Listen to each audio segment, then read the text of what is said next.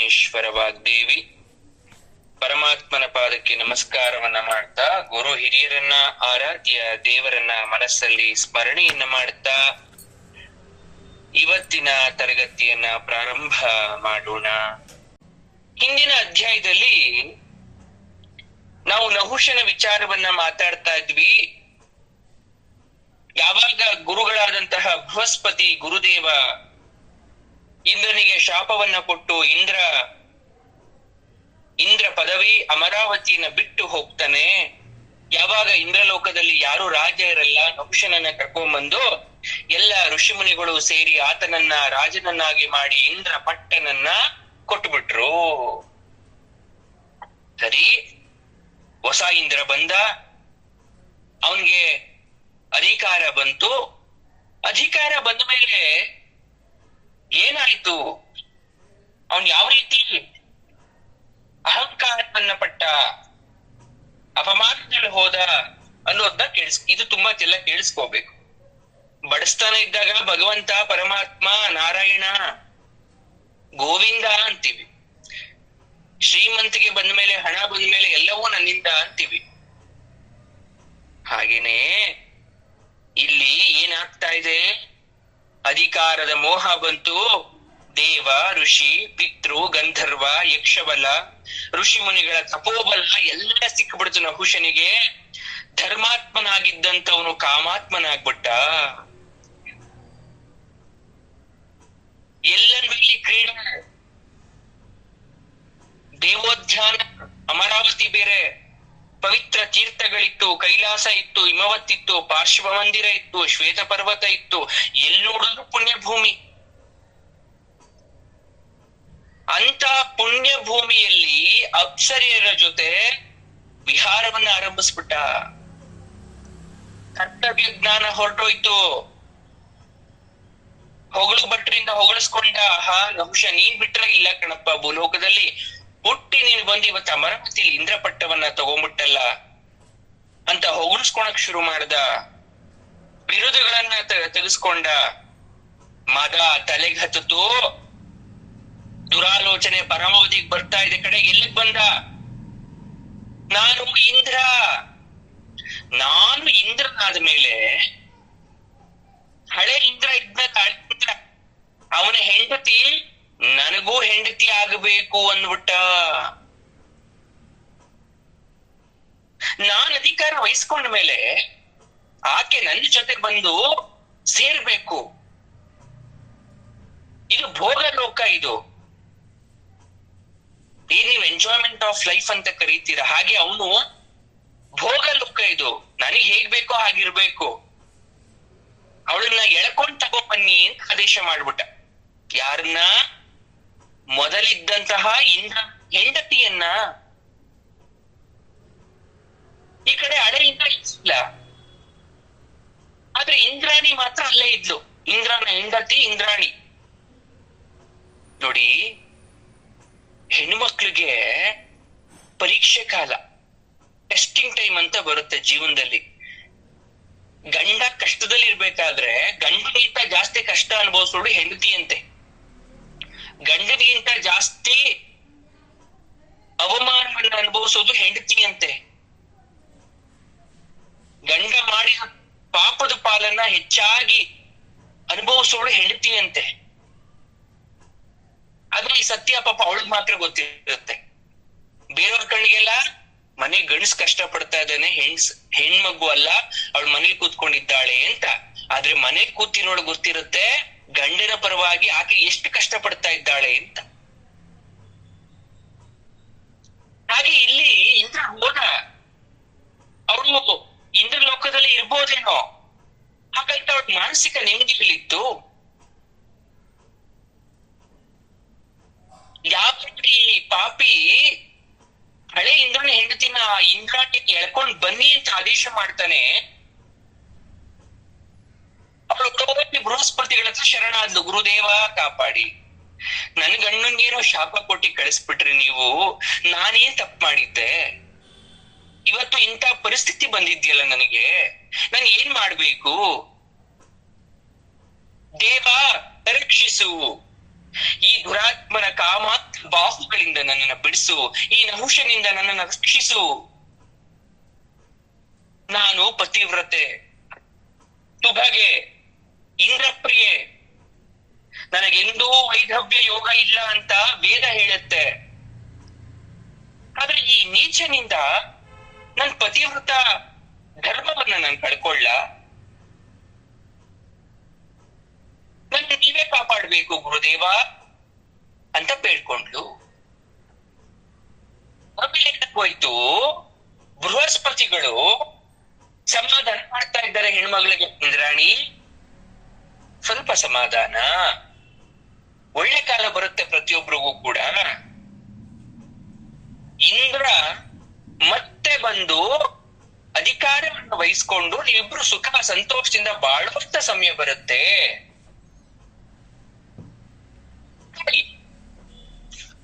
ಇಲ್ಲಿ ನಹುಷ ಕೂತು ಹೇಳ್ಬಿಟ್ಟ, ಎಳ್ಕೊಂಡು ಬನ್ನಿ ಅವಳನ್ನ ಅಂತ. ಯಾರು ಎಳ್ಕೊಂಡೇ ಬರ್ಲಿಲ್ಲ, ಚಡಪಡಿಸ್ತಾ ಇದ್ದಾನೆ. ಎಷ್ಟು ಸೊಕ್ಕು ಇಂದ್ರಾಣಿಗೆ, ಯಾಕೆ ತಡ ಮಾಡ್ತಿದ್ದಾಳೆ, ಅಬ್ಬರಿಸ್ತಾ ಇದ್ದಾರೆ. ಋಷಿ ಮುನಿಗಳು ಹೇಳ್ತಾ ಇದ್ದಾರೆ, ಏನು ಹುಷ, ಕೋಪ ಒಳ್ಳೇದಲ್ಲ ಕಣಪ್ಪ. ನೀನು ಕೋಪದಿಂದ ಲೋಕ ಹೋಗ್ತೆ, ಆಹಾಕಾರ ನಿನ್ನ ಆಸೆ ಸರಿಯಾದದಲ್ಲ. ಇಂದ್ರಾಣಿ ನಿನ್ನ ಆಸ್ತಿ ಅಲ್ಲ, ಪರಪತ್ನಿ ಅವಳು, ಬೇರೆಯವರ ಹೆಂಡತಿ ಅವಳು. ಬೇರೆಯವರ ಹೆಂಡತಿಯರ ಮೇಲೆ ಕಣ್ಣು ಹಾಕೋದು ಮಹಾಪಾಪ ಕಣೋ. ನೀನು ಪಾಪ ಪ್ರಯುಕ್ತ ಆಗ್ತೀಯ. ನೀನು ಮಾಡ್ಬೇಕಾದ ಕೆಲಸ ಬೇಕಾದಷ್ಟಿದೆ. ಪ್ರಜಾಪಾಲನೆ ಮಾಡ್ಬೇಕು, ಪಾಪ ಭೋಗ ಅಲ್ಲ.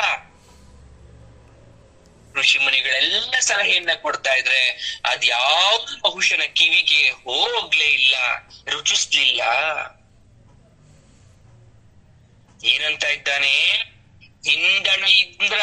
ಹಿಂದೆ ಇದ್ದಂತ ಇಂದ್ರ ಅಹಲ್ಯೆಯನ್ನ ಗೌತಮ ಬದುಕಿರ್ಬೇಕಾದ್ರೆ ಕೆಡಿಸ್ನಲ್ಲ, ಅಹಲ್ಯ ಜೊತೆ ಅವನು ಸೇರದ್ನಲ್ಲ, ಯಾಕೆ ನೀವ್ ತಡೀತೀಯ? ಹಾಗಾದ್ರೆ ಅವನ್ ಮಾಡಿದ್ ಸರಿನಾ, ನಾನ್ ಮಾಡ್ತಾ ಇರೋ ತಪ್ಪ? ಈಗ ಯಾಕೆ ತಪ್ಪು ಅಂತ ಹೇಳ್ತಾ ಇದ್ದೀರ ನನ್ನ ಮಾತನ್ನ? ಹಳೆ ಇಂದ್ರ ಮಾಡಿದ್ದಲ್ಲ ಸರಿ, ಹೊಸಪ ಮಾಡಿದ್ ಮಾತ್ರ ತಪ್ಪ? ನಿಮ್ಮ ತಲೆ ಕೆಟ್ಟು ಹೋಗ್ಬಿಟ್ಟಿದೆ. ಸರಿಯೋ ತಪ್ಪೋ ನನಗ್ ಗೊತ್ತಿಲ್ಲ, ಇಂದ್ರಾಣಿ ನನ್ಗ್ ಬೇಕಷ್ಟೆ. ಅದು ಅವಳಿಗೂ ಹಿತ, ನಿಮಗೂ ಹಿತ. ದೇವತೆಗಳು ಮರುಮಾತನ್ನ ಆಡದೆ ಹೊರಟು ಬಂದ್ಬಿಟ್ರು. ಆಗ ಬೃಹಸ್ಪತಿಗಳು ಹೇಳ್ತಾರೆ,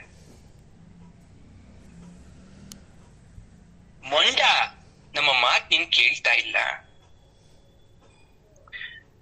ಒಬ್ಬಳನ್ನ ರಕ್ಷಿಸಕ್ಕೋಸ್ಕರ ಲೋಕವನ್ನ ಸಾಯಿಸುವಂತ ಪರಿಸ್ಥಿತಿ ಬರಬಾರ್ದು ಇವಾಗ. ಯಾಕಂದ್ರೆ ಇಂದ್ರಾಣಿ ರಕ್ಷಣೆ ಮಾಡಿದ್ರೆ ಇಂದ್ರ ಪದವಿಯಲ್ಲಿ ಕೂತಿರ್ತಕ್ಕಂಥ ನಹುಷ ಇಡೀ ಭೂಮಂಡಲ ಏನ್ ಬೇಕು ಅಧಿಕಾರ. ಇವಾಗ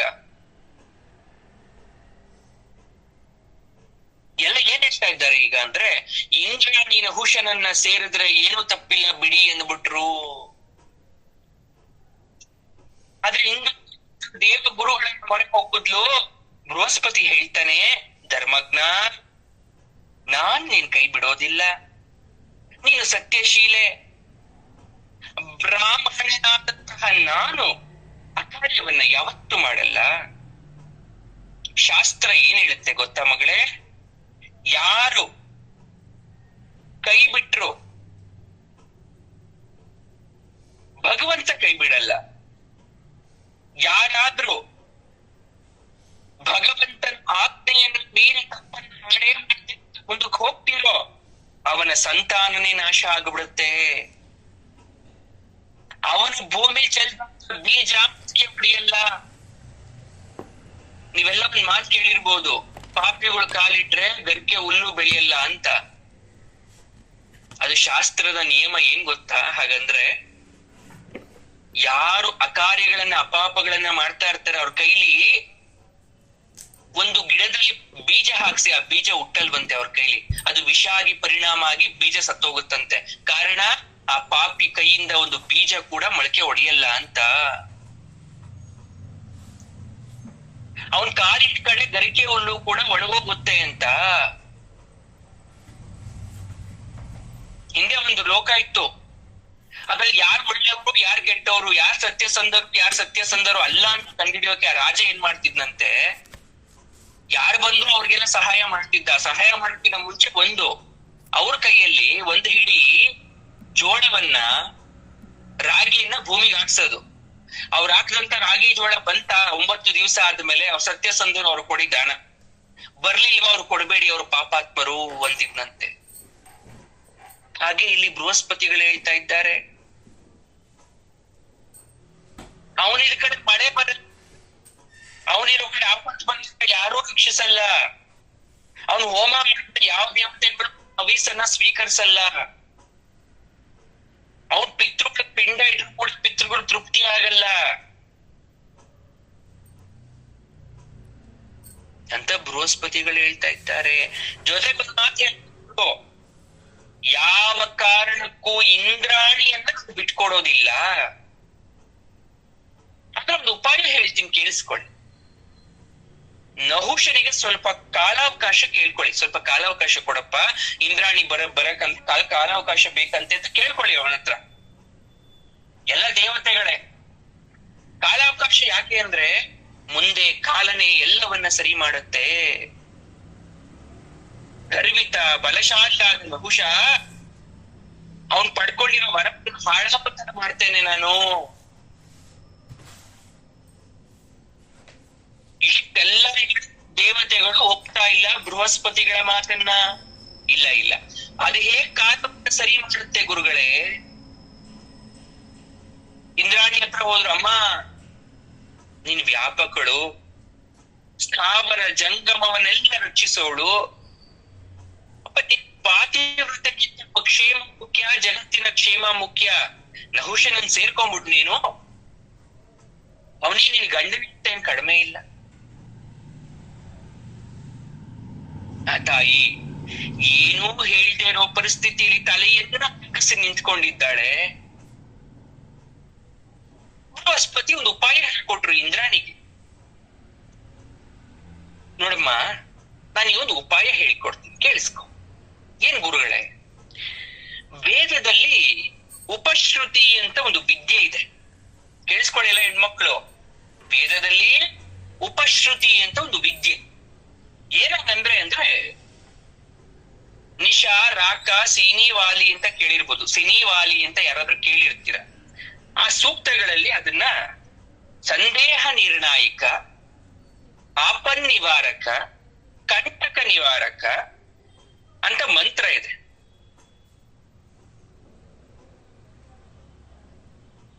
ಅದು ಆನೋ ಯಾಹಿ ಉಪಶ್ರುತಿ ಉಕ್ತೆ ಶುರಣಯ ಇಹ ಅಂತ ಶುರುವಾಗುತ್ತದು. ಋಗ್ವೇದದಲ್ಲಿ ಬರುತ್ತಿದ್ದು. ನೋಡಿ, ಯಾಕೆ ವೇದ ಇಸ್ ವೆರಿ ಇಂಪಾರ್ಟೆಂಟ್, ಅದ್ರಲ್ಲಿ ಬರ್ತಕ್ಕಂತ ಪ್ರತಿಯೊಂದು ವಿಚಾರ ಇಂಪಾರ್ಟೆಂಟ್ ಅಂತ ಇದೊಂದು ಎಕ್ಸಾಂಪಲ್, ಒಂದು ಉದಾಹರಣೆ ಹೇಳ್ತಾ ಇದೀನಿ, ಕೇಳಿಸ್ಕೊಳ್ಳಿ. ವೇದದಲ್ಲಿ ಒಂದು ಮಂತ್ರವನ್ನು ಕೊಟ್ಟು ಉಪಾಯ ಹೇಳಿಕೊಟ್ರು ಇಂದ್ರಾಣಿಗೆ, ಕಷ್ಟದಿಂದ ಹೆಂಗ್ ಪಾರಾಗಬೇಕು ಹೆಣ್ಮಕ್ಳು ಅಂತ. ಆದ್ರೆ ಉಪದೇಶದಿಂದ ನೀನೇನಾದ್ರೂ ಅದನ್ನ ಪಾರಾಯಣ ಮಾಡ್ತಾ ಬಂದ್ರೆ ಇಂದ್ರ ಎಲ್ಲಿ ತಲೆ ಮರ್ಸ್ಕೊಂಡಿದ್ರು ಕೂಡ ನೀನು ಮುಂದೆ ಪ್ರತ್ಯಕ್ಷ ಆಗ್ತಾನೆ. ಆಯ್ತು, ದೇವಿನ ಪ್ರಾರ್ಥನೆ ಮಾಡಿದ್ಲು, ಮಂತ್ರೋಕ್ತ ದೇವತೆಯನ್ನ ಪ್ರಾರ್ಥನೆ ಮಾಡ್ತಾಳೆ ತಾಯಿ ಇಂದ್ರಾಣಿ. ನಾನು ದಾನ ಧರ್ಮ ಮಾಡಿದ ಫಲ ಅನ್ನೋದು ನನ್ನ ಹತ್ರ ಇದ್ರೆ, ನಾನು ಗುರು ಸೇವೆ ಮಾಡಿದ ಫಲ ಅನ್ನೋದು ನನ್ನ ಹತ್ರ ಇದ್ರೆ, ನಾನು ಪತಿಗೆ ಸದಾಕಾಲ ಸೇವೆ ಮಾಡಿ ಪತಿ ಪರಾಯಣನಾಗಿದ್ರೆ, ನನ್ನ ಗುರುಗಳ ಮಾತು ನಿಜವಾಗಿದ್ರೆ ನನ್ಗೆ ಮತ್ತೆ ದೊರೆಯೋ ತರ ಆಗ್ಲಿ ಅಂತ ಪ್ರಾರ್ಥನೆ ಸಂಕಲ್ಪ.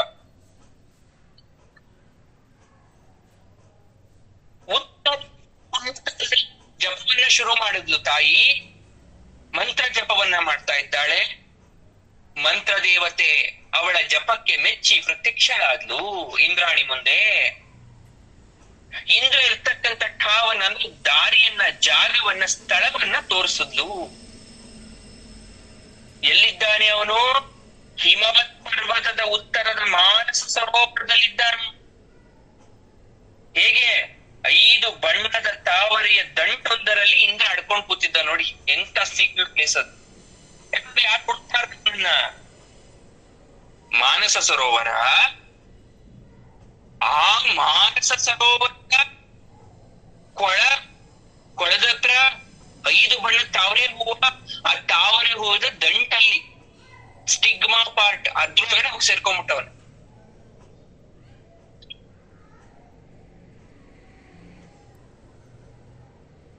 ಸಾವಿರಾರು ಪುಷ್ಪ ಇದೆ, ಎಷ್ಟೋ ಸಾವಿರಾರು ಪುಷ್ಪ. ಆ ಸಾವಿರಾರು ಪುಷ್ಪ ನೋಡಕ್ ಒಂದೇ ತರ ಇದೆ, ಆದ್ರೆ ಇಂದ್ರ ಯಾವ್ದೋ ಒಂದು ಹೂದಲ್ಲಿ ಮಾತ್ರ ಇದ್ದಾನೆ. ಹೋದ್ಲು ತಾಯಿ, ಅಲ್ಲೆಲ್ಲ ನೋಡ್ತಾಳೆ, ಯಾವ್ದೋ ಒಂದು ತಾವರೆ ಹೂವು ಮಾತ್ರ ವಿಶೇಷವಾಗಿದೆ. ಅವಳಿಗೆ ಅರ್ಥ ಆಗುತ್ತೆ, ಇಂದ್ರ ಇದ್ರಲ್ಲೇ ಇರಬಹುದೇನೋ. ದಪ್ಪ ದಂಟಿತ್ತು, ಕಾಣಿಸ್ಬಿಡ್ತಾಳ ಕಣಿಗೆ. ನೋಡ್ತಾಳೆ, ಇಂದ್ರ ಮೊದಲಿಗೆ ಹೇಗಿದ್ನೋ ರೂಪ ಲಾವಣ್ಯ ರೂಪಕನಾಗಿ ಇದ್ದಾನೆ. ಕಾಣಿಸ್ಬಿಟ್ಟ ಇಂದ್ರಾಣಿ ಕಣಿಗೆ. ಇಂದ್ರಾಣಿಯನ್ನು ನೋಡಿ ಇಂದ್ರನಿಗೆ ಆಶ್ಚರ್ಯ ಆಗೋಯ್ತು. ಇಂದ್ರಾಣಿ, ನಾನು ಇಲ್ಲಿರುವುದು ಹೇಗೆ ತಿಳಿಯುತ್ತೆ ನಿನ್ಗೆ? ಯಾರು ಹೇಳಿದ್ರು? ಯಾವ ಮಾಯ ನೀನು ಇಲ್ಲಿ ಕರ್ಕೊಂಬಂತು? ಅವನು ಕೇಳಿದಂತ ಪ್ರಶ್ನೆಗೆ ಇಂದ್ರಾಣಿ ಎಲ್ಲ ಉತ್ತರವನ್ನ ಕೊಡ್ತಾಳೆ. ಹೊರಗಡೆ ಶತ್ರುವನ್ನ ಹರಣ ಮಾಡು, ಅವನ್ ಸಾಧಿಸು, ಅವನಿಂದ ನಮ್ಗೆ ಮುಕ್ತಿಯನ್ನ ಕೊಡು ಅಂತ ಕೇಳ್ಕೊಂತಾಳೆ ಇಂದ್ರನನ್ನ. ಇಂದ್ರ ಹೇಳ್ತಾನೆ, ಇಂದ್ರಾಣಿ, ಈಗ ಪ್ರಕಟ ಆಗ್ತಕ್ಕಂತ ಕಾಲ ಅಲ್ಲಮ್ಮ. ನಾನು ಬರವಿಲ್ಲದವನು, ರಾಜ್ಯ ಭ್ರಷ್ಟ, ಪರಿವಾರ ಗುರು ಯಾರು ಇಲ್ಲ ನನಗೆ. ಯಾವಾಗ ಲೋಕದಲ್ಲಿ ಹವ್ಯ ಕವ್ಯಗಳು ನಡೆದ್ರೆ ನನಗ್ ಬರ ಬರುತ್ತೆ. ನನಗೆ ಯಾರಾದ್ರೂ ಹೋಮ ಮಾಡಿ ಹವಿಸನ್ನು ಕೊಟ್ರೆ ನನಗ್ ಬಲ ಬರುತ್ತೆ. ಆಯ್ತು, ಈಗ ಶುಕ್ರ ನೀತಿಯನ್ನು ಅನುಸರಿಸೋಣ. ನೀನು ಹೋಗಿ ಏನ್ ಮಾಡ್ಬೇಕು ಗೊತ್ತಾ? ನಹುಷನ ಮಾತಿಗೆ ಒಪ್ಕೊಂಡಿರೋ ತರ ನಾಟಕ ಮಾಡು, ಸಮ್ಮತಿ ಸೂಚಿಸು.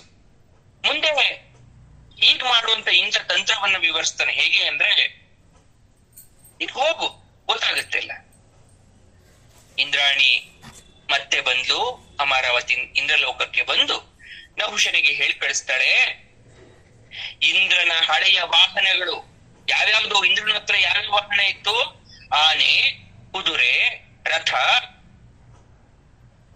ಈ ಎಲ್ಲಕ್ಕಿಂತ ವಿಶೇಷವಾದ ವಾಹನದಲ್ಲಿ ನಹುಷ ನನ್ನ ಮುಂದೆ ಬರ್ಬೇಕು.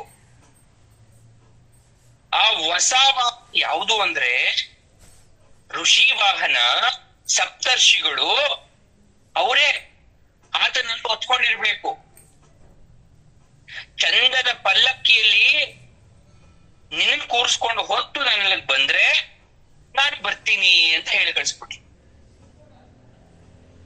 ಸಪ್ತರ್ಷಿಗಳು, ಋಷಿಗಳು ಪಲ್ಲಕ್ಕಿಯನ್ನ ಮಾಡ್ಕೊಂಡು ಅವರೇ ಹೊತ್ಕೊಂಡು ಬಂದು ನಹುಷ ಅದ್ರಲ್ಲಿ ಬಂದು ಇಂದ್ರಾಣಿಯಲ್ಲಿ ಕರ್ಕೊಂಡು ಹೋಗ್ಬೇಕು. ಇಷ್ಟೇ.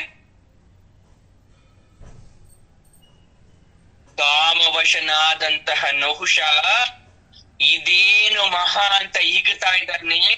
ಮುಂದೆ ಆಗ್ತಕ್ಕಂತ ವಿಚಾರಗಳ ಬಗ್ಗೆ ಆತನಿಗೆ ಅರಿವಿಲ್ಲ. ಇಂದ್ರಾಣಿ ತನ್ನ ವಶವಾಗ್ತಾಳೆ ಅನ್ನೋದೇ ಅವರ ಮುಖ್ಯ ಆಗಿತ್ತು. ತನ್ನ ಪಲ್ಲಕ್ಕಿಯನ್ನ ಯಾರು ಹೊತ್ರೇನು, ಇದು ನನ್ನ ಕೀರ್ತಿನೇ ಹೆಚ್ಚಾಗೋದು. ನಹುಷನನ್ನ ಸಪ್ತರ್ಷಿ ಋಷಿಗಳು ಹೊತ್ರಂತೆ ಅಂತ. ಯಾರು ಇಲ್ದಿರೋ ವೈಭವ ನಹುಷನಿಗೆ ಬಂತಲ್ಲ. ಉಬುದ ಹೇ ಕರೆಯೋ ಆ ಋಷಿಗಳನ್ನ, ಆ ಭ್ರಷ್ಟ ಜೈನರನ್ನ ಅಂತ ದುರಾಂಕಾರದಿಂದ ಆಜ್ಞಾಪಿಸ್ತಾ. ಈ ಕಡೆ ಬೃಹಸ್ಪತಿಗೆ ಗೊತ್ತಿತ್ತು ಈತನ ಅಂತ್ಯ ಇನ್ನೇನು ಕೆಲವೇ ಕ್ಷಣಗಳಲ್ಲಿ ಆಗೋದಿದೆ ಅಂತ. ಹೊಸ ಇಂದ್ರನ ಸ್ವಾಗತಕ್ಕೆ ಸಿದ್ಧ ಮಾಡ್ಕೊಂತ ಇದ್ದ. ದೇವಗುರುಗಳು ಇಂದ್ರಾಣಿಗೆ ಹೇಳ್ತಾರೆ, ಎದುರು ಬೇಡ ಮಗಳೇ, ಎಲ್ಲವೂ ಶುಭವಾಗುತ್ತದೆ. ಕಾರ್ಯಸಿದ್ಧಿಗಾಗಿ ಆಭಿಚಾರಿಕ ಯಾಗ ಹೋಮವನ್ನ ಮಾಡಿಸ್ತಾ ಅಗ್ನಿಗೆ ಇಂದ್ರನ ಹುಡುಕಿ ಬೇಗ ಕರ್ಕೊಂಬ ಅಂತ ಹೇಳಿದ ಅಗ್ನಿದೇವನಿಗೆ. ಆಗ ಅಗ್ನಿದೇವ ಹೇಳ್ತಾನೆ, ಗುರುಗಳೇ, ಇಂದ್ರ ನೀರಿನಲ್ಲಿ ಆಡ್ಕೊಂಡಿದ್ದ. ಜಲ, ನಾನು ಅಗ್ನಿ ಆಗಿರೋದ್ರಿಂದ ಜಲಕ್ಕೆ ನನ್ನ ಪ್ರವೇಶ ಇಲ್ಲ. ಜಲ ಅಗ್ನಿ ಪರಸ್ಪರ ವೈರತ್ವ, ಹಾಗಾಗಿ ಹೋಗಕ್ಕಾಗಲ್ವಲ್ಲ, ಏನ್ ಮಾಡ್ಲಿ? ಹೆದರ್ಬೇಡ, ಅದು ನಿನ್ನ ಮೃತ್ಯು ಸ್ಥಾನ ಆಗಿರಬಹುದು, ಆದ್ರೆ ನಿನ್ನ ಶಕ್ತಿಯನ್ನ ಬೆಳೆಯೋ ತರ ಮಾಡ್ತೇನೆ. ಅವಾಗ ಬೇಕಾಗಿರೋ ಮಂತ್ರ ಹತ್ರ ಇದೆ ಅಂತ ಅಗ್ನಿದೇವನಿಗೆ ಶಕ್ತಿಯನ್ನ ಕೊಟ್ರು. ಇಂದ್ರ ಶಕ್ತಿ ಬೆಳೀತು. ಇಂದ್ರ ಬಂದ. ಇಂದ್ರನಿಗೆ ಬೃಹಸ್ಪತಿ ಹೇಳ್ತಾ ಇದ್ದಾನೆ, ಇಂದ್ರ ನೀನು ಸೃಷ್ಟಿಯಿಂದಲೇ ದೇವತೆ, ಅಂದ್ರೆ ಹುಟ್ಟಿದ ತಕ್ಷಣದಿಂದ ನಿನಗೆ ದೇವತೆ ಪಟ್ಟ ಬಂದಿದೆ. ಈ ನಹುಷ ಆಗಲ್ಲ. ಮನುಷ್ಯನಾಗಿದ್ದು ಈ ಪದವಿಗೆ ಬಂದ ಮೇಲೆ ಅವನು ಮತ್ತೆ ಮನುಷ್ಯ ಬುದ್ಧಿನೇ ತೋರ್ಸ್ಬಿಟ್ಟ. ಸಹಜ ಪದವಿ ಅವನಿಗೆ ಸಿಕ್ಕಿದ್ದು ಟೆಂಪರವರಿ. ಇಂಥವ್ರು ಲೋಕಪೀಡೆಗಳಿವರೆಲ್ಲ, ಇವ್ರ ಬುದ್ಧಿ ಕಲಿಯಲ್ಲ. ಇವನ ತೇಜಸ್ಸನ್ನ ನಷ್ಟ ಮಾಡ್ಕೊಂಡು ಅಂದ್ಕೊಂತಾನೆ, ಆ ಪದವಿಯಿಂದ ಕೆಳಗಡೆ ನಿಂತಾನೆ. ನೀನು ಹಾಸನವನ್ನ ಮತ್ತೆ ಏರು, ನಿನ್ನ ತೇಜಸ್ಸು ಎಲ್ಲವೂ ಮತ್ತೆ ನಿನಗೆ ವಾಪಸ್ ಬರುತ್ತೆ ಅಂತ ದೇವಗುರುಗಳು ಯಾರು ಹೇಳ್ತಾ ಇದ್ದಾರೆ? ಇಂದ್ರನಿಗೆ ಹೇಳ್ತಾ ಇದ್ದಾರೆ. ಈ ಕಡೆ ಏನಾಗ್ತಾ ಇದೆ? ಸಪ್ತರ್ಷಿಗಳು ಹೊತ್ಕೊಂಡ್ ನಟ್ಟಿರಿ ಅಂತ ಆಜ್ಞೆಯನ್ನ ಮಾಡಿದ್ಮೇಲೆ ವಿಧಿ ಇಲ್ಲದೆ ಸಪ್ತರ್ಷಿಗಳು ಆತನ ಪಲ್ಲಕ್ಕಿಯನ್ನ ಹೊತ್ತು ನಡೆದಿದ್ದಾರೆ. ಅನಾಹುತ ಆಗೇ ಹೋಯ್ತು. ಏನು? ಅಗಸ್ತ್ಯರು ನಹುಷನನ್ನ ಪ್ರಶ್ನೆ ಕೇಳಿದ್ರು, ಅಯ್ಯ ನೀನೀಗ ದೇವೋತ್ತಮ ಪದವಿಯಲ್ಲಿದ್ದೀಯಾ, ನಿನ್ ವೇದಾರ್ಥ ಗೊತ್ತಿರ್ಬೇಕಲ್ಲ, ಒಂದ್ ಸಂದೇಹ ಪರಿಹಾರ ಮಾಡ್ತೀಯೇನೋ? ಜ್ಯೋತಿಷ್ಠೋಮ ಯಾಗದಲ್ಲಿ ಗೋವನ್ನ ಪ್ರೋಕ್ಷಿಸುವಾಗ ಒಂದು ಮಂತ್ರ ಉಚ್ಚಾರಣೆ ಮಾಡ್ತಾರೆ. ಅದು ಪ್ರಾಮಾಣಿಕನ? ಅರ್ಥ ಅಲ್ಲಿ ನೇರವಾಗಿದೆಯಾ ಅಥವಾ ಅಲ್ಲಿ ಮಂತ್ರ ಅಪ್ರಾಮಾಣಿಕನ? ಅಗಸ್ತ್ಯ ಮುನಿಗಳು ಪ್ರಶ್ನೆ ಕೇಳಿದ್ರು. ಯಾಕಂದ್ರೆ ಇಂದ್ರ ಪದ ಕೂತವ್ರಿಗೆ ಎಲ್ಲರ ಅರಿವು ಇರಬೇಕು, ವೇದಗಳ ಅರಿವು ಇರಬೇಕು. ಹಾಗಾಗಿ ಒಂದು ಪ್ರಶ್ನೆ ಕೇಳಿದ್ರು, ಗೋವನ್ನ ಪ್ರೋಕ್ಷಿಸ್ಬೇಕಾದ್ರೆ ಹೇಳೋ ಮಂತ್ರ ನಿಜನ, ಸತ್ಯನ, ಸುಳ್ಳ, ಏನದು ಅಂತ. ನಹುಷ ಹಿಂದೆ ಯೋಚಿಸ್ಲಿಲ್ಲ, ಮುಂದೆ ಯೋಚಿಸ್ಲಿಲ್ಲ. ಕಾಮಾತುರತೆಯಲ್ಲಿ ಮುಳುಗಿದ್ದ ಮನಸ್ಥಿತಿಯಲ್ಲಿ ಹೇಳ್ಬಿಟ್ಟ, ಮಂತ್ರ ಅಪ್ರಾಮಾಣಿಕ ಅಂತ ನೋಡ್ದು ಬಿಟ್ಟ ಬಾಯಿಂದ.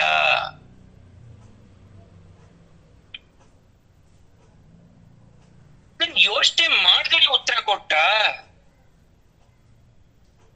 ಸೋಮ ಹೇಗೆ ಒಂದು ದೇವತೆನೋ, ಚಂದ್ರ ಯಾವ ರೀತಿ ಒಂದು ದೇವರು, ಗೋವುಗಳು ಕೂಡ ಅದೇ ತರ ದೇವರು. ನಾವು ನೀವು ತಿನ್ನೋ ತರ ಅಲ್ದಿದ್ರು ಕೂಡ ವೇದದ ಅರ್ಥವನ್ನು ಎತ್ತಿಡಿತಕ್ಕಂತ ಚಿಂತನೆ ಅವನಿಗಿರ್ಲಿಲ್ಲ. ಉತ್ತರ ಕೊಡಕ್ ಬರ್ಲಿಲ್ಲ ಅಗಸ್ತ್ಯರು ಕೇಳಿರೋ ಪ್ರಶ್ನೆಗೆ. ಹಾಗಾಗಿ ಏನಾಗ್ತಾ ಇದೆ ಮುಂದೆ? ಇಷ್ಟು ಕಾರಣ ಸಾಕಾಗಿತ್ತು. ಅವನ ಬಾಯಿಂದ ಯಾವುದೋ ಒಂದು ಅಸತ್ಯ ನುಡಿಬೇಕಾಗಿತ್ತು, ತಪ್ಪಾಗಬೇಕಾಗಿತ್ತು. ಸಪ್ತರ್ಷಿಗಳು ಕಾಯ್ತಾ ಇದ್ರು ಅವನಿಂದ ತಪ್ಪಾಗ್ಲಿಕ್ಕೆ. ಋಷಿಗಳಿಗೆ ನಹುಷನನ್ನ ಶಪಿಸ್ಬೇಕಿತ್ತು. ಮೂಢ, ನಿನ್ನ ಕಾಮೋಪಭೋಗಕ್ಕೆ ಬ್ರಹ್ಮರ್ಷಿಗಳು ವಾಹಕರಾಗಬೇಕಾ? ನಿನಗೆ ಇಂದ್ರ ಪದವಿ ಸ್ಥಾನ ಯೋಗ್ಯ ಸ್ಥಾನವಲ್ಲ. ವೇದದ ಬಗ್ಗೆ ಅಜ್ಞಾನ, ತಿರಸ್ಕಾರ, ಇವತ್ತಿಗೆ ನಿನ್ನ ಪುಣ್ಯ ತೀರೋಯ್ತು. ಕಷ್ಟನಾಗಿ ಕೆಳಗೆ ಬೀಳು. ಸಾವಿರಾರು ವರ್ಷಗಳವರೆಗೆ ನೀನು ಸರ್ಪ ರೂಪದಲ್ಲಿರು. ಮುಂದೊಂದು ಕಾಲದಲ್ಲಿ ಧರ್ಮ ಶ್ರವಣವನ್ನ ಮಾಡಿ ಮನಸ್ಸು ತಿಳಿಯಾದ ಮೇಲೆ ಮತ್ತೆ ಸ್ವರ್ಗಕ್ಕೆ ಇರುವೆ. ಬ್ರಾಹ್ಮಣನ ಕಂಟಕನಾದ ನೀನು ಕೆಳಗೆ ಬೀಳು ಅಂತ ಅಗಸ್ತ್ಯರು ಶಾಪವನ್ನ ಕೊಟ್ಬಿಟ್ರು ನಹುಷನಿಗೆ. ಆ ಗಂಧ ತಕ್ಷಣ ನಹುಷ ಸರ್ಪ ರೂಪದಿಂದ ಭೂಲೋಕಕ್ಕೆ ಬಿದ್ದುಬಿಟ್ಟ. ಈಗ ಹಳೆ ಇಂದ್ರನನ್ನ ಕರೆತಂದ್ರು.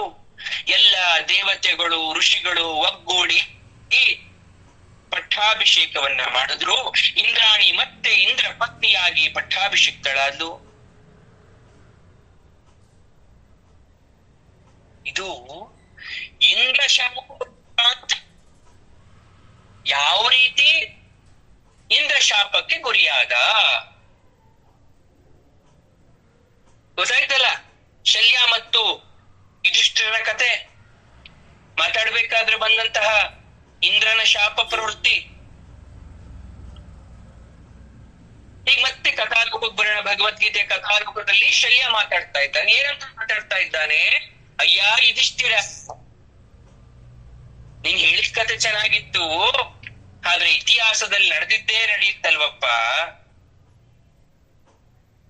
ನಿನಗೂ ವನವಾಸ ಮುಗಿಯೋ ಕಾಲ ಬರ್ತಿದೆ. ಯಾರೆಲ್ಲ ದ್ವೇಷ ಮಾಡ್ತಾರೋ, ಯಾರೆಲ್ಲ ದೇವತೆಗಳನ್ನ, ವೇದಗಳನ್ನ, ಬ್ರಾಹ್ಮಣರನ್ನ ದ್ವೇಷ ಮಾಡ್ತಾರೋ, ಅಸಹಜವಾಗಿ ಅವ್ರು ಯಾವತ್ತೂ ಮುಂದೆ ಬರಕ್ ಸಾಧ್ಯ ಇಲ್ಲ. ಅಧಿಕಾರ ಸಿಕ್ಕಿತ್ತು, ಉಳಿಸ್ಕೊಂಡ್ಲಿಲ್ಲ ನಹುಷ. ಹಾಗೆ ದುರ್ಯೋಧನ ಕೂಡ ಪತನವನ್ನ ಹೊಂದುತ್ತಾನೆ. ನಾನು ದುಡ್ಕನಲ್ಲಿ ಆ ಕಡೆ ಕೊಟ್ಟುಬಿಟ್ಟು ಗೊತ್ತು, ಯುದ್ಧದಲ್ಲಿ ಇದಕ್ಕೆ ಪಾಪ ಪ್ರಾಯಶ್ಚಿತ್ತ ಆಗುತ್ತೆ ಗೊತ್ತು. ನಾನು ನನ್ನ ಮನಃಶಾಂತಿಗೋಸ್ಕರನಾದ್ರೂ ಇಂದ್ರ ವಿಜಯದ ವೃತ್ತಾಂತವನ್ನು ಹೇಳ್ದೆ. ಯಾರೆಲ್ಲ ಇವತ್ತು ಈ ಇಂದ್ರ ವಿಜಯದ ಕಥೆಯನ್ನ ಕೇಳಿದಿರೋ ಅವರಿಗೆ ಶತ್ರು ಭಯ ಇರಲ್ಲ, ಅಪುತ್ರತ್ವ ಇರಲ್ಲ, ಆಪತ್ತು ಬರಲ್ಲ, ದೀರ್ಘಾಯುಷ್ಯ ಸಿಗುತ್ತೆ, ಶಾಂತಿ ಸಿಗುತ್ತೆ, ಐಶ್ವರ್ಯ ಸಿಗುತ್ತೆ, ನೀವ್ ಅನ್ಕೊಂಡಿರೋ ಕೆಲ್ಸ ಎಲ್ಲ ಆಗುತ್ತೆ, ಶುಭ ಆಗ್ಲಿ, ಹೋಗ್ಬೇಕಂತ. ಇವತ್ ನಾವು ಕೇಳಿದ್ವಾ ಕಥೆನ? ಹಾಗಾದ್ರೆ ನಮಗೂ ಕೂಡ ಒಳ್ಳೇದಾಗುತ್ತಲ್ವಾ ಇನ್ ಮುಂದೆ? ಇದು ನಾವು ಇಂದ್ರ ವಿಜಯ ಕಥೆ ಅಂತ ಕರಿತೀವಿ. ಯುಧಿಷ್ಠಿರನ ಮುಖ ಅರಳು ಬಿಡ್ತು. ಸಮೋಪಾಯದಲ್ಲಿ ಶಲ್ಯನನ್ನ ತನ್ನತ್ತ ಸೆಳ್ಕೊಂಡಲ್ಲ. ಅವನು ನನ್ನ ಕಡೆ ಇಲ್ದಿದ್ರು ಕೂಡ, ವಿರೋಧಿ ಪಕ್ಷದಲ್ಲಿ ಇದ್ರು ಕೂಡ ಮನಸ್ಸೆಲ್ಲ ನಮ್ಮ ಕಡೆ ಇರುತ್ತೆ ಅನ್ನೋದು ಅರ್ಥ ಆಯ್ತು ಯುಧಿಷ್ಠಿರನಿಗೆ. ಹೋದ. ಲೆಕ್ಕ ಆಗ್ತಾ ಇದ್ದಾರೆ. ಏನನ್ ಲೆಕ್ಕ ಆಗ್ತಾ ಇದ್ದಾರೆ? ಯಾರ ಕಡೆ ಎಷ್ಟು ಜನ? ಸಾತ್ಯಕ್ಕೆ ಯುಧಿಷ್ಠಿರನಿಗೆ ಹೇಳ್ತಾನೆ, ಅಣ್ಣ ನೀನ್ ಹೋಗ್ ಬಂದ ಕಾರ್ಯ ಸಿದ್ಧಿ ಮಾಡ್ಕೊಂಡ್ ಬಂದ ಸಂತೋಷ ಆಯ್ತು. ಈ ಕಡೆ ನೋಡಿ ಯಾರಿದ್ದಾರೆ ಗೊತ್ತಾ? ಚೇಕಿತಾನ, ಕಾಶಿರಾಜ, ಪುರುಜಿತ್, ಕುಂತಿಭೋಜ, ಸುರೇಕ್ಷಣ, ರಾಜಪುತ್ರ, ಶಿಶುಪಾಲ ಪುತ್ರ, ಶೈಭ್ಯ, ಯುಧಾಮನ್ಯು, ದ್ರುಪದ ಮಹಾರಾಜ, ವಿರಾಟ್ ದೊರೆ, ಮಗಧದ ರಾಜಪುತ್ರ, ಒಟ್ಟು 7 ಅಕ್ಷೋಹಿಣಿ ಸೈನ್ಯ ನಮ್ಮ ಕಡೆ ಇದೆಯಣ್ಣ. ಆ ಕಡೆ ಲೆಕ್ಕ ಭಗದತ್ತ, ಭೂರಿಶ್ರವ, ಶಲ್ಯ, ಕೃತವರ್ಮ, ಜಯದ್ರಥ, ಸುದೇಕ್ಷಣ, ಕಾಂಬೋಜ, ಮಾಹಿಷ್ಪತಿಯ ನೀಲ, ಚೋಳರು, ಆವಂತಿ, ಕೇಕೆಯರು, 3 ಪುಡಿಪುಟ್ಟ ಅರಸರು, ಒಟ್ಟು 11 ಅಕ್ಷೋಹಿಣಿಯಾಗಿದೆ. ಆ ಕಡೆ ಯಾರ್ಯಾರಿದ್ದಾರೆ, ಈ ಕಡೆ ಯಾರ್ಯಾರಿದ್ದಾರೆ ಹೇಳ್ತಾ ಇದ್ದಾರೆ. ಅದೇ ಅರ್ಜುನ ವಿಷಾದ ಯುಗದಲ್ಲಿ ಹೇಳ್ತಾರಲ್ಲ ಯಾರ್ಯಾರಿದ್ದಾರೆ ಅಂತ. ಅದೇ ದೃಷ್ಟಕೇತುಶ್ಚೇಕಿತಾನಃ, ಕಾಶೀರಾಜಶ್ಚ ವೀರ್ಯವಾನ್, ಪುರುಜಿತ್ ಕುಂತಿಭೋಜಶ್ಚ, ಶೈಬ್ಯಶ್ಚ ನರಪುಂಗವಃ, ಯುಧಾಮನ್ಯುಶ್ಚ ವಿಕ್ರಾಂತ, ಉತ್ತಮೋಜಾಶ್ಚ ವೀರ್ಯವಾನ್, ಸೌಭದ್ರೋ ದ್ರೌಪದೇಯಾಶ್ಚ ಸರ್ವ ಏವ ಮಹಾರಥಾ, ಅಸ್ಮಾಕಂ ತು ವಿಶಿಷ್ಟಾಯೇ ತಾನಿ ಬೋಧ ದ್ವಿಜೋತ್ತಮ, ನಾಯಕ ಮಮ ಸೈನ್ಯಸ್ಯ ಸಂಜ್ಞಾರ್ಥಂ ತಾನ್ ಬ್ರವೀಮಿ ತೇ, ಭವಾನ್ ಭೀಷ್ಮಶ್ಚ ಕರ್ಣಶ್ಚ ಕೃಪಶ್ಚ ಸಮಿತಿಂಜಯಃ, ಅಶ್ವತ್ಥಾಮಾ ವಿಕರ್ಣಶ್ಚ ಸೌಮದತ್ತಿಸ್ತಥೈವ ಚ. ಬರುತ್ತಲ್ಲ ಶ್ಲೋಕ, ಅವರೇ ಎಲ್ಲ ಹೇಳ್ತಾ ಇದ್ದಾರೆ. ಸರಿ, ಮುಂದೇನಾಗ್ತಾ ಇದೆ? ಮುಂದೆ ಧೃತರಾಷ್ಟ್ರನಿಗೂ ಒಂದು ಚಿಂತೆ. ಯಾವತ್ತು ಪಾಪಿಗೆ ನಾನಾ ರೀತಿ ಚಿಂತೆ. ಸುಖಭೋಗಿಗೆ ಅಲ್ಪ ಚಿಂತೆ. ಈ ಕಡೆ ಧೃತರಾಷ್ಟ್ರ ಯೋಚನೆ ಮಾಡ್ತಾ ಇದ್ದಾನೆ. ಗೊತ್ತಾಯ್ತಲ್ಲ ಯಾರು ಧೃತರಾಷ್ಟ್ರ? ಕಣ್ಣಿಲ್ದ ಕುರುಡ ಪಾಪ. ಶಲ್ಯ ಅವ್ರ ಕಡೆ ಬಂದಂತಹ ವಾರ್ತೆ ಧೃತರಾಷ್ಟ್ರಿಗೆ ಸ್ವಲ್ಪ ತೃಪ್ತಿಗೆ ಬಂದ್ರೂ ಕೂಡ ಈ ದೃಪದ ಪುರೋಹಿತ ಬಂದು ಹೋದ್ಮೇಲೆ ಅವ್ನ ಮನಸ್ಸಲ್ಲಿ ಆತಂಕ. ನನ್ ಮಗನ ಕಡೆ ದುರ್ಯೋಧನ 11 ಲಕ್ಷ ಅಕ್ಷೋಹಿಣಿ ಸೈನ್ಯ ಇದೆ, ಆದ್ರೂ ಕೂಡ ಆ ಕಡೆ ಭೀಮಾರ್ಜುನ್ ಇಬ್ಬರಿದ್ದಾರಲ್ಲ, ಆ ಇಬ್ರು ಇದ್ರೆ ಸಾಕು, ಯಾವ ಲೆಕ್ಕ 11 ಅಕ್ಷೋಹಿಣಿ ಸೈನ್ಯ. 13 ವರ್ಷಗಳ ಹಿಂದೆ ಭೀಮಾರ್ಜುನರು ಶಪಥವನ್ನ ಪಡಿದ್ರು, ಉಗ್ರ ಪ್ರತಿಜ್ಞೆಗಳನ್ನ ಮಾಡಿದ್ರು. ಅಯ್ಯೋ ಮುಂದೇನಾಗತ್ತಪ್ಪ ಅನ್ನೋ ಭಯ ಅವನಿಗೆ, ನೆಮ್ಮದಿ ಇಲ್ಲ ಅವನಿಗೆ. ಶಕುನಿ ಬರ್ತಾನೆ, ಆಗಾಗ ಸಮಾಧಾನ ಹೇಳ್ತಾನೆ ಹೋಗ್ತಾನೆ. ಕರ್ಣ ಬರ್ತಾನೆ, ಆಗಾಗ ಸಮಾಧಾನ ಹೇಳ್ತಾನೆ ಹೋಗ್ತಾನೆ. ಆದ್ರೆ ಯಾರ ಸಮಾಧಾನ ಕೊಡ್ತಾ ಇಲ್ಲ. ಶಕುನಿ ಹೇಳ್ತಾನೆ, ಏನು ಮಹಾರಾಜ, ಯಾಕೆ ಚಿಂತೆ? ನಮ್ಮ ಬಳಿ ಭೀಷ್ಮ ದ್ರೋಣರಿಲ್ವೇ? ಏಕಾದಶ ಅಂದ್ರೆ ಪಕ್ಷೋಹಿಣಿ ಸೇನಾ ನಾಯಕರಿಲ್ವೇ? ಭೂಮಂಡಲದ ಎಲ್ಲರಿಗೂ ಒಳಗೊಳ್ಳುವ ಸೇನೆ ನಮ್ಮ ಹತ್ರ ಇಲ್ವೇ? ಜಯ ನಮ್ಮದೇ, ನಮ್ಮ ಸೇನೆ ಹೊರಟಾಗಿದೆ. ಪಂಚ ಪ್ರದೇಶವನ್ನ ದಾಟಿ ಕುರುಜಾಂಗಲ, ರೋಹಿತಕಾರಣ್ಯ, ಮರುಭೂಮಿ, ಹರಿಶ್ಚತ್ರ, ಕಾಲ್ಕೂಟ, ಗಂಗಾಕೂಲ, ವಾರಣ, ವಾಟಧಾನ, ಯಾಮುನ ಪರ್ವತ ಎಲ್ಲ ಕಡೆಯಿಂದ ನಮ್ಮ ಸೇನೆ ಜಮಾವಣೆಗೊಳ್ಳುತ್ತಿದೆ. ಇದೆಲ್ಲ ಹಳೆ ಹೆಸರು. ಈಗಿನ ಅಫ್ಘಾನಿಸ್ತಾನ, ಹಿಂದಿನ ಗಾಂಧಾರ ದೇಶ. ಒಂದಾನೊಂದು ಕಾಲದಲ್ಲಿ ಕೇವಲ ದೈವಿ ಆರಾಧಕರು ತುಂಬಿರ್ತಕ್ಕಂಥ ಪ್ರದೇಶ ಇವತ್ತು. ಒಂದೆರಡು ದಿನಗಳಲ್ಲಿ ಪಾಂಡವ ಸೇನೆ ಹೋಗ್ಬಿಡುತ್ತೆ ಅಂತ ಹೇಳ್ತಾ ಇದ್ದಾನೆ ಶಕುನಿ. ಪಾಂಡವರು ಒಂದು ಪಕ್ಷ ಉಳ್ಕೊಂಡ್ಬಿಟ್ರು 5 ಜನ, ಸೇನೆ ಉಳಿಯಲ್ಲ. ಸೇನೆಯಲ್ಲಿ 5 ಜನ ಇರ್ತಾರೆ. ಅರ್ಜುನನ್ ಬಿಡ್ತಾನೆ ಅಂತ ಅನ್ಕೊಂಡಿದ್ದೀರಾ? ದುರ್ಯೋಧನ ಭೀಮನನ್ನ ಕೊಲ್ಲದೆ ಇರ್ತಾನೆ ಅನ್ಕೊಂಡಿದ್ದೀರಾ? ಏಡಿಯಾದ ಯುಧಿಷ್ಠಿರ ಮತ್ತೆ ವನವಾಸಕ್ಕೆ ಹೋಗಲ್ವಾ? ಜೀವ ಬೇಕು ಅಂದ್ರೆ ಮತ್ತೆ ವನವಾಸಕ್ಕೆ ಹೋಗ್ಲಿ ಅಂತ ಶಕುನಿ ಹೇಳ್ದ. ಅದಕ್ಕೆ ಧೃತರಾಷ್ಟ್ರ ಹೇಳ್ತಾನೆ, ಶಕುನಿ ನಿನ್ನ ಲೆಕ್ಕಾಚಾರ ಸರಿ ಇಲ್ಲ. ಅರ್ಜುನ ಅಂದ್ರೆ ಏನ್ ಅನ್ಕೊಂಡಿದ್ಯಾ ನೀನು? ಸೇನಾ ಸಂಖ್ಯೆಗಿಂತ ವೀರರ ಶಕ್ತಿ, ಅವರ ಹಿನ್ನೆಲೆ, ಸಿದ್ಧತೆ, ಅವ್ರ ಜೊತೆ ಯಾರಿದ್ದಾರೆ ಅನ್ನೋದು ಬಹಳ ಮುಖ್ಯ. ಚಮತ್ಕಾರ ಇಲ್ಲಿ 11 ಅಕ್ಷೋಹಿಣಿ ಒಟ್ಟು ಲೆಕ್ಕ ಹಾಕಿದ್ರು ಒಬ್ಬ ಅರ್ಜುನನಿಗೆ ಸಮ ಆಗ್ಲಾರೋ ಅವ್ರು ಯಾರು? ಅವನು ಬಹುರೂಪಿ. ಅವನಂತೆಯೇ ವಾಸುದೇವ ಕೃಷ್ಣ. ಅವನ ತೇಜಸ್ಸು, ಅವನ ತಂತ್ರ, ಅವನ ಆತ್ಮವಿಶ್ವಾಸ, ಬುದ್ಧಿಶಕ್ತಿ, ಅರ್ಜುನನಿಗೆ ಸಲಹೆಗಾರನಾಗಿ ನಿಂತ್ರೆ ಯಾವ ಲೆಕ್ಕ? ಅರ್ಜುನನ ಭಯ ಎಲ್ಲ ಕಡೆಯಿಂದ ಆವರಿಸಿದ್ರು ಕೂಡ ಕೃಷ್ಣ ಅವನಿಗೆ ಆತ್ಮವಿಶ್ವಾಸವನ್ನ ತುಂಬುತ್ತಾನೆ. ಯುದ್ಧ ಭೂಮಿಯಲ್ಲಿ ಬಿಡಲ್ಲ. ಕೃಷ್ಣ ತಂತ್ರ ಅಂದ್ರೆ ಸಾಮಾನ್ಯನ?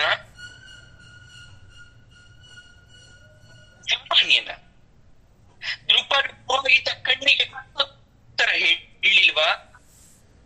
ಕಾಳಿ ಕೊಂದತ್ತಿ ಜರಾಸಂಧನ ಕೊಲ್ಲಿಸಿದ್ದು ಮರ್ತೋಗ್ಬಿಟ್ಟ.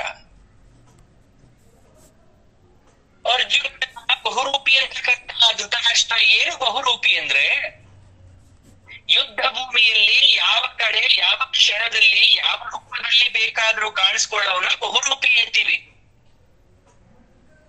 ಈ ಕಡೆ ದುರ್ಯೋಧನ ಜೊತೆ ಯುದ್ಧ ಮಾಡ್ತಿರ್ತಾನೆ ಏಕಕಾಲದಲ್ಲಿ, ದುಶ್ಯಾಸನ ಜೊತೆನೂ 11 ಅಕ್ಷೋಹಿಣಿ ಸೈನ್ಯದ ಜೊತೆನೂ ಕೂಡ ಯುದ್ಧ ಮಾಡ್ತಕ್ಕಂಥ ಏಕಕಾಲದಲ್ಲಿ ಇರುವ ಶಕ್ತಿಯನ್ನ ಬಹುರೂಪಿ ಶಕ್ತಿ ಅಂತ ಕರಿತೀವಿ. ಇದು ಗಂಧರ್ವ ವಿದ್ಯೆಯಲ್ಲಿ ಒಂದು. 64 ಗಂಧರ್ವ ವಿದ್ಯೆಗಳಲ್ಲಿ ಇದೆಯಲ್ಲ, ಆ ವಿದ್ಯೆಗಳಲ್ಲಿ ಈ ವಿದ್ಯೆ ಬಹುರೂಪಿ ವಿದ್ಯೆ ಕೂಡ ಒಂದು.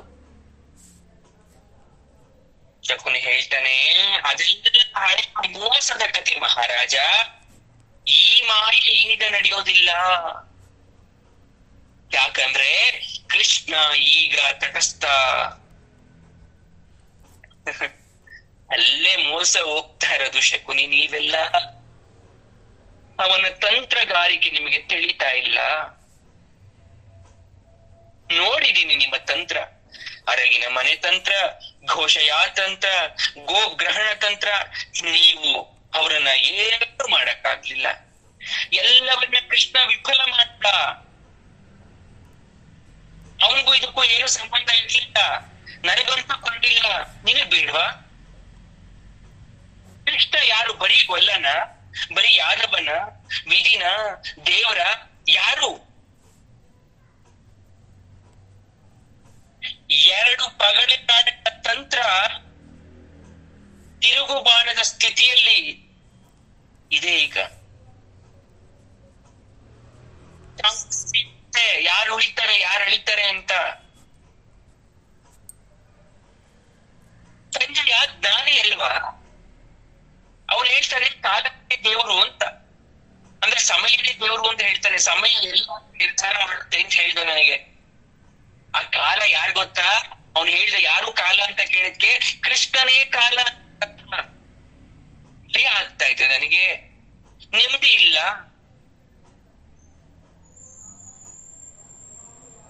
ಅದಕ್ಕೆ ಹೇಳ್ತಾನೆ ಇವನು ಶಕುನಿ, ಸಂಜೆ ಹೇಳಬಿಟ್ರೆ ಏನಾಯ್ತು? ಸೂತ ಪುತ್ರ. ಅವ್ರು ಎದುರಿಸಿದ್ರೆ ಇಟ್ಕೊಂತ ಇದ್ದೀರಾ ಮಹಾರಾಜ?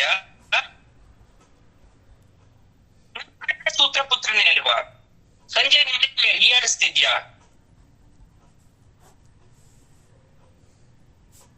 ನೀನ್ ಜೂಜಾಡ್ಸ್ ಪ್ರಸಂಗ ಮರ್ತೋದ? ಅಪಮಾನಿತಳಾದ ದ್ರೌಪದಿಯ ಸೀರೆ ಅಕ್ಷಯವಾಗಿದ್ದು ನಿಜನಾ ಸುಳ್ಳು? ಯಾವಾಗ ಅಕ್ಷಯ ವಸ್ತ್ರದ ಬಗ್ಗೆ ಮಾತಾಡಿದ್ರು ಶಕುನಿಗೆ ಮೈ ಬೆವರ್ತು. ಮನ್ಸಲ್ ಅನ್ಕೊಂತ ಇದ್ದಾನೆ, ಈ ಹುಚ್ಚು ಕುರುಡು ದೊರೆಗೆ ಹೆದರಿಸಿದವ್ರು ಯಾರು?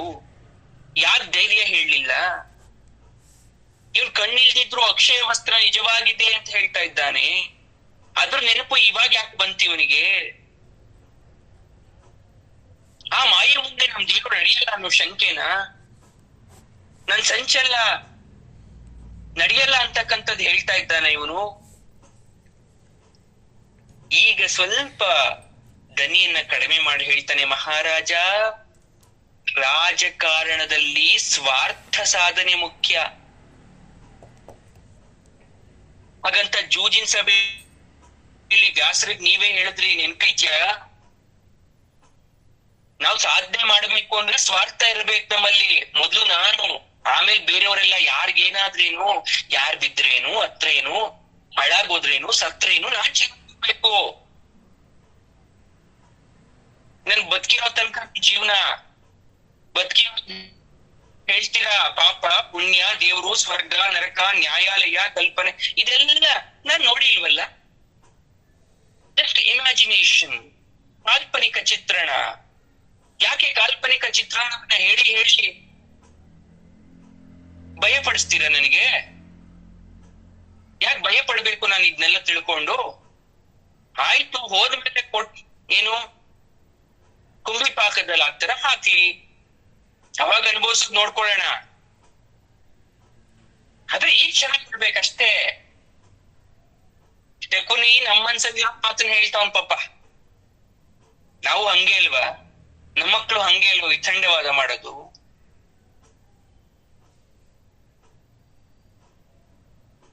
ಇದೆಲ್ಲ ವಿಚಾರಗಳು ಇಬ್ರು ಮಾತಾಡ್ತಾ ಮಾತಾಡ್ತಾ ಮುಂದೆ ಏನ್ ಮಾತಾಡ್ತಾ ಇದ್ದಾರೆ? ಧೈರ್ಯ ತಪ್ಪಿ ಅಂತ ಹೇಳ್ತಾ ಇದೆಯಲ್ಲ, ಸರಿ ಧೈರ್ಯ ಅಂದ್ರೆ ಏನು? ಬಂಡ ಧೈರ್ಯ ಅಂದ್ರೆ ಏನು? ಅದನ್ನಾದ್ರೂ ಹೇಳ. ನಮ್ಗೆ ನಮ್ಮ ಮೇಲೆ ಶಕ್ತಿ, ಸಿದ್ಧತೆ, ನಮ್ಮವ್ರ ಮೇಲೆ ವಿಶ್ವಾಸ ಇದ್ರೆ ಅದು ಧೈರ್ಯ, ಇಲ್ಲ ಅಂದ್ರೆ ಬಂಡ ಧೈರ್ಯ. ಧೃತರಾಷ್ಟ್ರ ಹೇಳ್ತಾನೆ, ನೀನ್ ಹೇಳಿದ್ದು ಉಲ್ಟಾ ಅಪ್ಪ. ನಮ್ಮವ್ರ ಮೇಲೆ ಅತಿ ಆತ್ಮವಿಶ್ವಾಸ, ನಂಗೆ ಗೆಲ್ತೀನಿ ಅಂತಕ್ಕಂಥ ಕುರುಳಿದ್ರೆ ಅದು ಬಂಡ ಧೈರ್ಯ. ಏನಾದ್ರೂ ಆಗ್ಲಿ, ಬೇಕಾದ್ರೆ ಮೃತ್ಯು ಬಂದ್ರು ಕೂಡ ನಾನೇ ಗೆಲ್ಲಲ್ಲ, ಯಾರು ಬೇಕಾದ್ರೂ ಗೆಲ್ಬಹುದು ಅಂತಿದ್ರೆ ಅದು ಧೈರ್ಯ. ಶಕುನಿ ಗಗನ ಬಿರಿಯೋ ತರ ನಗ್ತಾನೆ, ಮಹಾರಾಜ ಕೆಲವು ತಂತ್ರ ವಿಫಲ ಆಗೋದು ನಿಜ, ಅದಕ್ಕೆ ಸಿದ್ಧತೆ ಕಡಿಮೆ ಮಾಡ್ಕೊಂಡಿದ್ವೇನೋ, ಶಕ್ತಿಹೀನತೆ ಆಗಿತ್ತೇನೋ ಅಂತ ಅನ್ಕೋಬೇಡಿ ನೀವು. ಯೋಗ್ಯರಲ್ಲಿ ವಿಶ್ವಾಸ ಬೇಕಷ್ಟೇ. ಕರ್ಣನ್ ಮೇಲೆ, ತಾತ ಭೀಷ್ಮಾಚಾರ್ಯರ ಮೇಲೆ, ಗುರುಗಳಾದ ದ್ರೋಣಾಚಾರ್ಯರ ಮೇಲೆ, ಗುರುಪುತ್ರರಾದಂತಹ ಅಶ್ವತ್ಥಾಮರ ಮೇಲೆ ಅವಿಶ್ವಾಸನ ನಿಮಗೆ? ಅವ್ರು ಯಾವತ್ತೂ ನಮ್ ಕಡೆ ಏನು ಮಾಡ್ಲೇ ಇಲ್ವಾ? ಯಾಕೆ ಚಿಂತೆ ಮಾಡ್ತಾ ಇದ್ದೀರಾ? ಅವರು ದೇಹ ಒಂದ್ ಕಡೆ, ಶರೀರ ಒಂದ್ ಕಡೆ ಇಲ್ಲ, ಪ್ರಾಣ ಶರೀರ ನಮ್ ಕಡೆ ಇರೋದು ಅವ್ರಿಗೆ.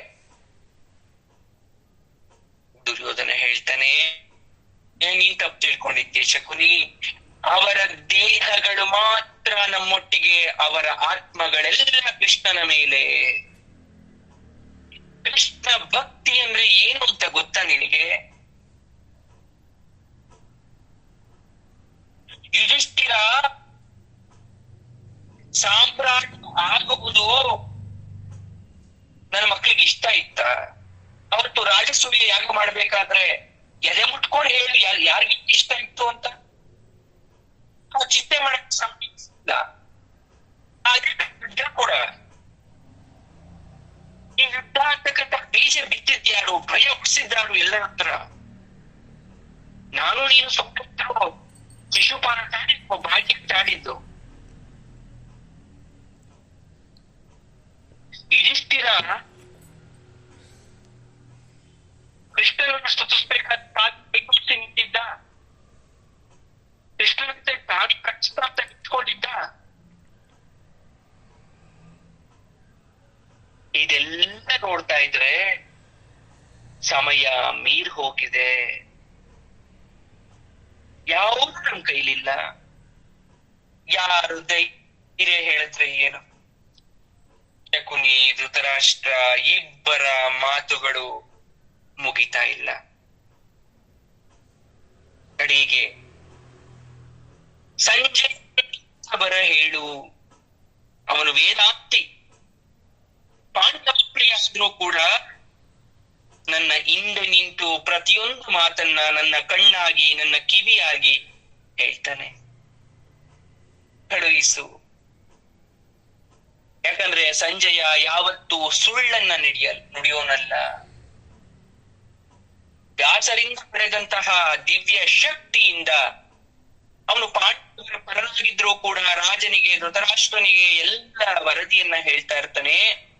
ಅವನಿಗೆ ಕೇಳೋ ಕಾತ್ರ ಸಂಜಯನನ್ನ ಬರಮಾಡು, ಹೋಗಿ ಬಾ ಅಂತ ಶಕುನಿಗೆ ಹೇಳ್ತಾನೆ.